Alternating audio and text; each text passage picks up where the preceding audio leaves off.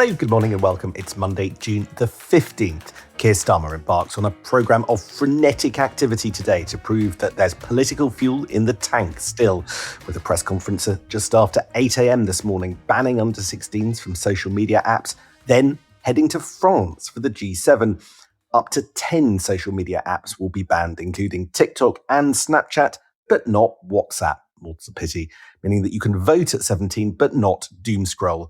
My name is Sam Coates of Sky News. And I'm Anne McElvoy from Politico. I've been in Geneva's version of full metal lockdown as the French-Swiss border gets ready for the G7 landmark summit, hours after the US and Iran announced they'd reached a peace deal and the reopening of the Straits of Hormuz.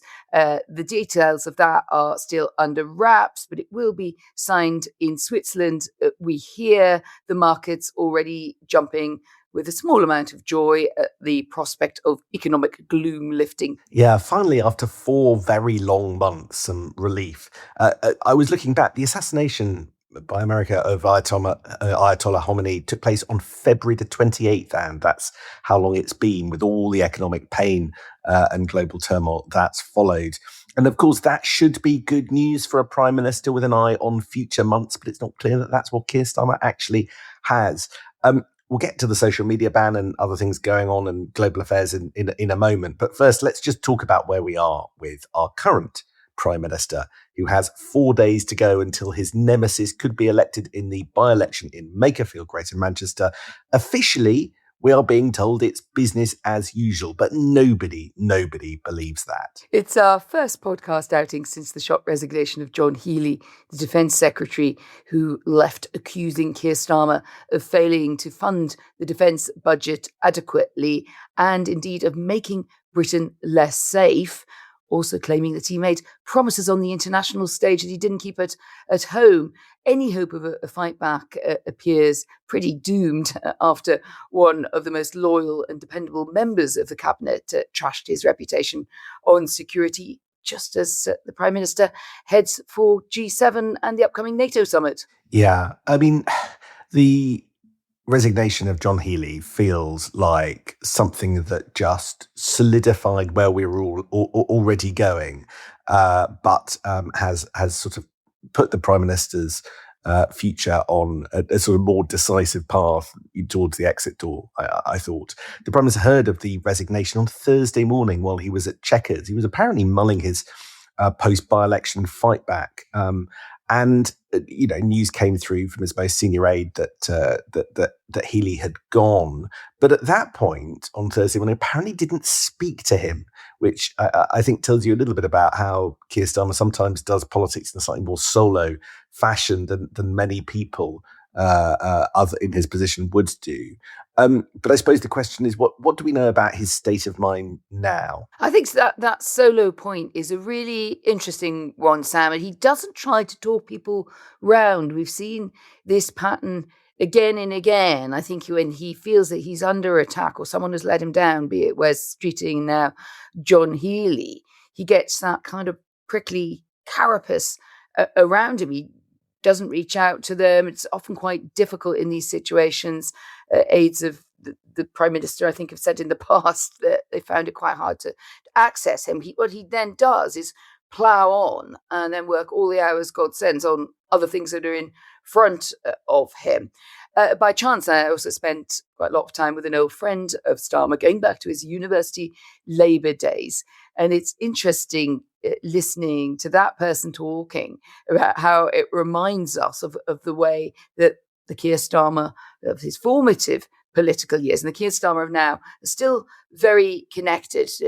They were describing to me the fact that from earlier sort of student politics, which sometimes lives, shall we say, on a plane that is can be a little adjacent to what happens when you get real political power, but that he had this steeliness. He was very defiant. He often took up causes he didn't particularly want others to knock him off course. He was not the biggest compromiser in those days. They also said he was very used to adversity and that he tended to think that toughing things out was the answer to challenges.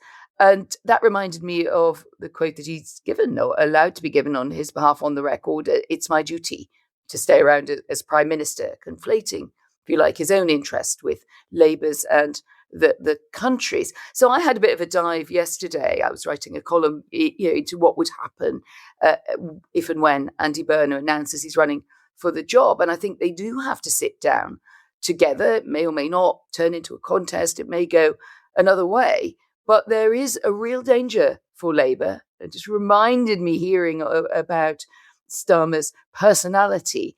If he emerges from this simply feeling he's been discarded, there will be great bitterness, and that Labour needs to be quite careful about how it handles that. The matricide of Margaret Thatcher left scars in her party for years. Can that be avoided in Labour? I mean, I think it's a great question. It's interesting, isn't it? Somebody's qualities that act as a strength when they're in a strong position, like that kind of robustness, can seem like a negative quality when they're in trouble. Churlishness, weakness.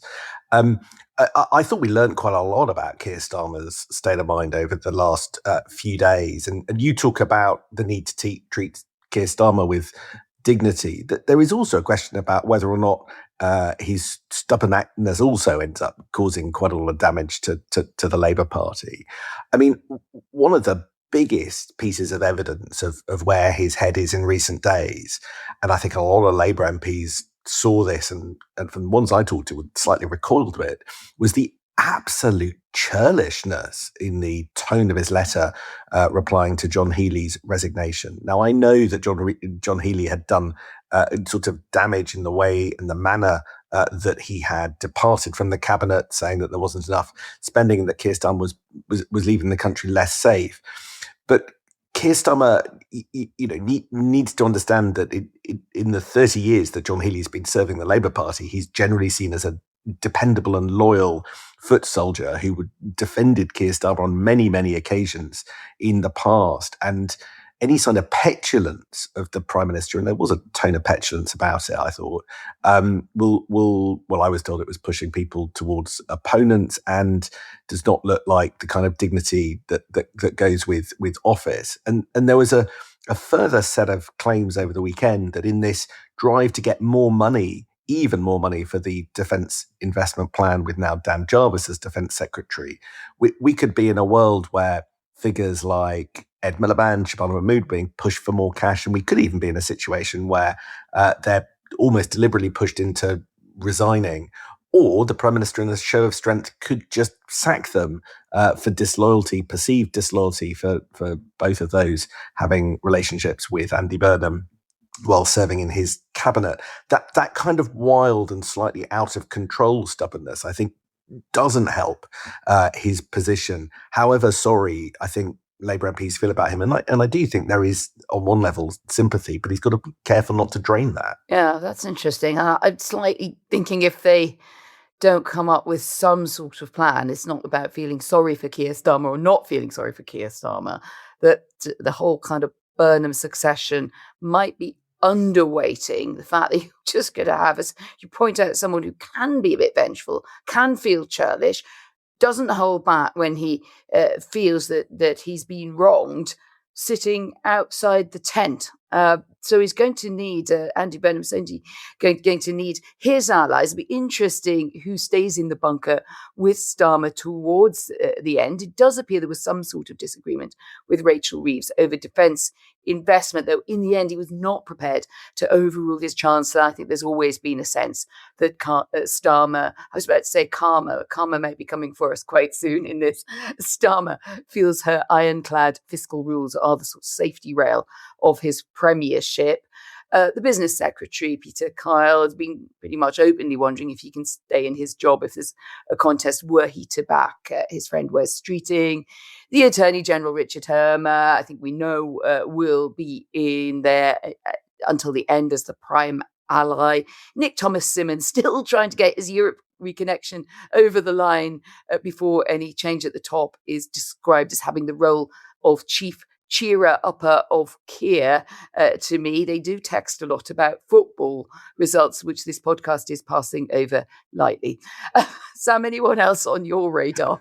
Oh, God, ministers have taken to texting the Prime Minister out football in order to keep his spirits up. That's how they cheer him up, apparently. Wow. That was an absolute shocker. Did you see that corner? What a referee.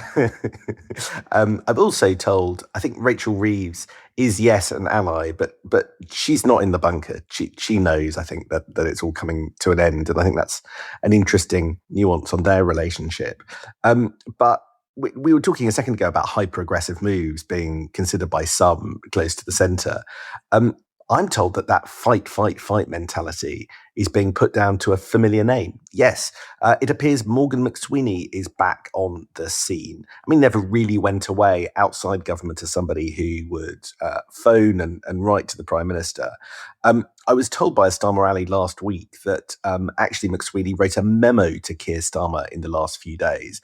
And then lo and behold, in the Friday column by Patrick Maguire in The Times, he quoted an unnamed a close ally as writing a memo which said that on the early hours of Friday morning, Starmer should stand up and tell Andy Burnham that it's not in the interest of the country or the party or indeed Burnham himself to launch a leadership contest. And I think we can read across that is the McSweeney memo that I heard about. Another thing I'm told that was in that memo would to cheer the Prime Minister up is an assumption that much of the government payroll, so in other words, serving ministers, would remain loyal and locked in the event of a challenge. But I have to say that remains questionable, given there are even people in the cabinet that don't fall into that category. But I think opponents of Keir Starmer would say that even the mere return of Morgan McSweeney to the background of this contest advising Keir Starmer with a particular type of politics and political approach that he brings might be enough to nudge some Labour MPs further away from the PM. Our listeners might remember I bumped into Morgan McSweeney on my travels talking at a security conference recently. And from that, and Sam, what you heard and Patrick was also reflecting, I would certainly glean that he does consider it a major mistake for Labour to get rid of Starmer. Naturally enough, he worked so closely to craft the Keir premiership. But in the bigger context of world affairs right now, I think his view, Morgan McSweeney probably telling the Prime Minister, look, you can make the argument that this is not in the national interest. I notice it's a line we keep hearing a lot and getting closer and closer to conflating that with the continuation of Starmer. I think that's a lot harder after the John Healey resignation on the terms we discussed just a moment ago.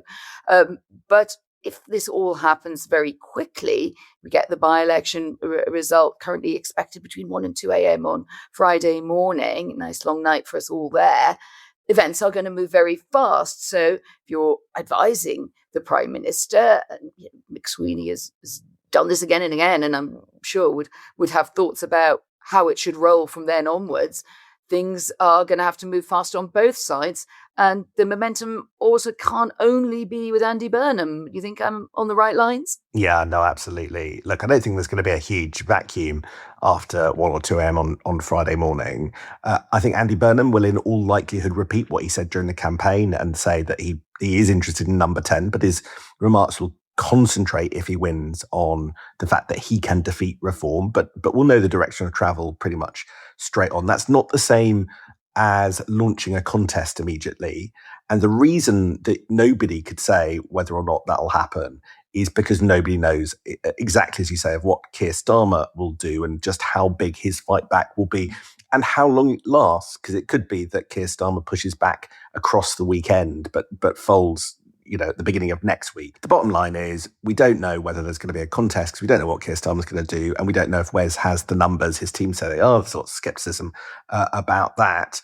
One blow for the Prime Minister today, even the Institute for Government, normally a bastion of dependability for the state, has called on Keir Starmer to think about setting up a timeline for his departure if he concludes the game is probably up. The more stubborn he is their argument that the less opportunity for sort of transition talks that any successor will get. That's what Hannah White and Alex Thomas have written. So I think, there is a constitutional propriety point about the obligations on the PM that they have reminded us on. And also just remind you that there'll be a special debrief edition of this podcast at the usual record time on Friday morning. It goes without saying that we don't actually know the result of the Makerfield by-election. Andy Burnham might win, but he might not. It could be one of those figures who is named in the show notes. There are all the candidates listed if you follow the link there. Right, enough on that. Should we go to the G7, where you're quite close to the clashes, I read, so stay safe. And we've got this massive announcement overnight between the US and Iran,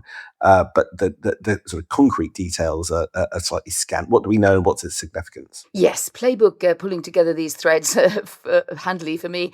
The US and Iran announcing a peace deal that would end nearly 4 months of hostilities in the Gulf and unblock those vital supply lines for the global energy market and everything that is downstream from that. Let the oil flow. That was Donald Trump in Donald Trump style announcing an end to the blockade of the Strait of Hormuz as he celebrated his 80th with a UFC cage fight on the White House lawn, as you do.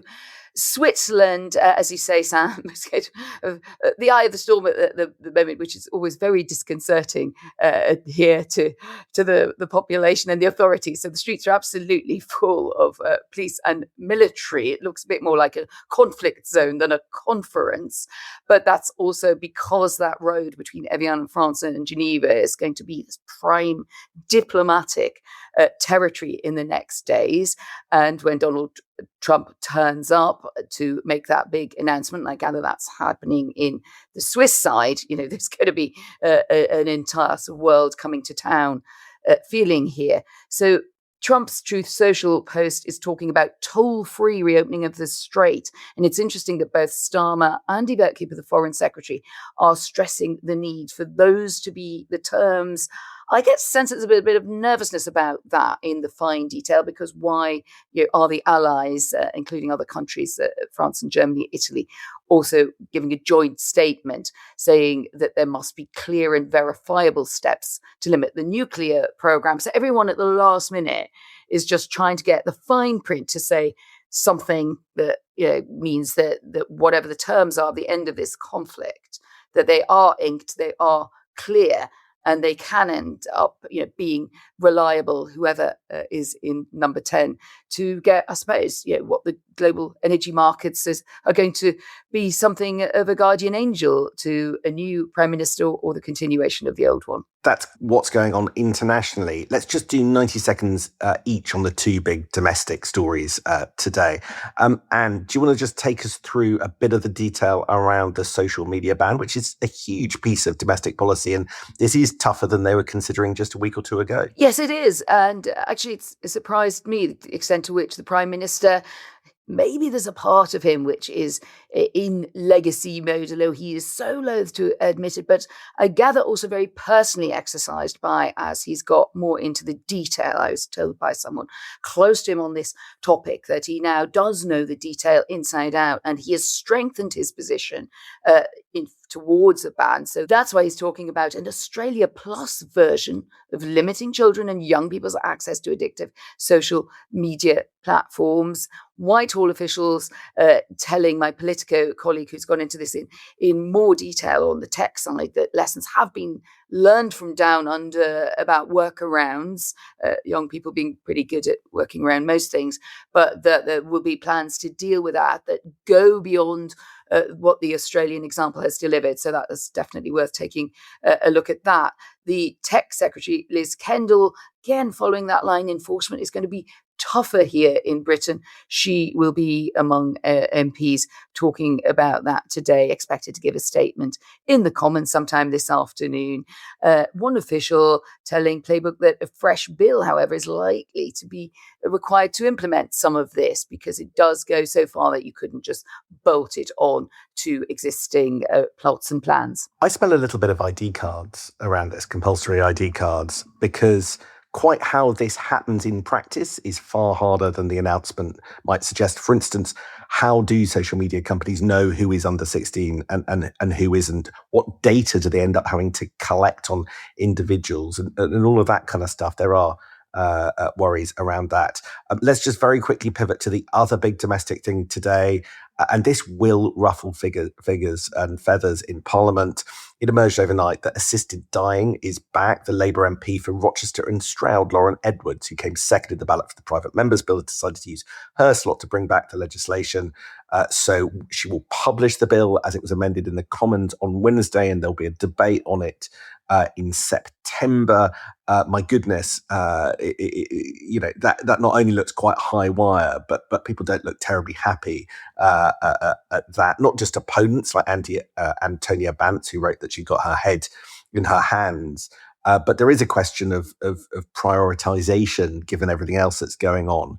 Interestingly, people who want to know what Andy Burnham think, well, we don't have a clear steer there, but his campaign chief, Louise Haigh, now, she voted for assisted dying, but there's a Guardian article which opponents of assisted dying are pointing me to, which points out that she's written to a voter in Sheffield in her constituency saying that really that they shouldn't try and use the Parliament Act to circumvent the Lords if it gets stuck in the Lords again.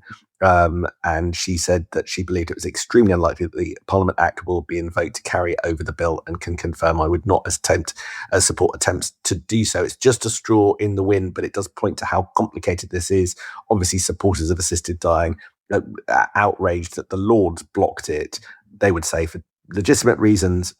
Supporters of assisted dying would say they were filibustering. It's a tricky one, isn't it? It's also a reminder that Andy Burnham has been off the national stage for long enough and focused on what he's been doing there in Manchester as mayor of Greater Manchester. These are issues you don't really have to make a big statement about, get smoked out on in the way that you do if you are at Westminster. There's quite a lot in the fine-grained detail that we don't know about what Andy Burnham now thinks. In some ways, he says he's changed his mind since he was last around in a ministerial position. So, yeah, pig in a poke, that one. As will we be, pigs in pokes, that is, if we go on for very much longer. Thank you very much indeed for joining us from Geneva this morning, and we will see you tomorrow. See you tomorrow, Sam.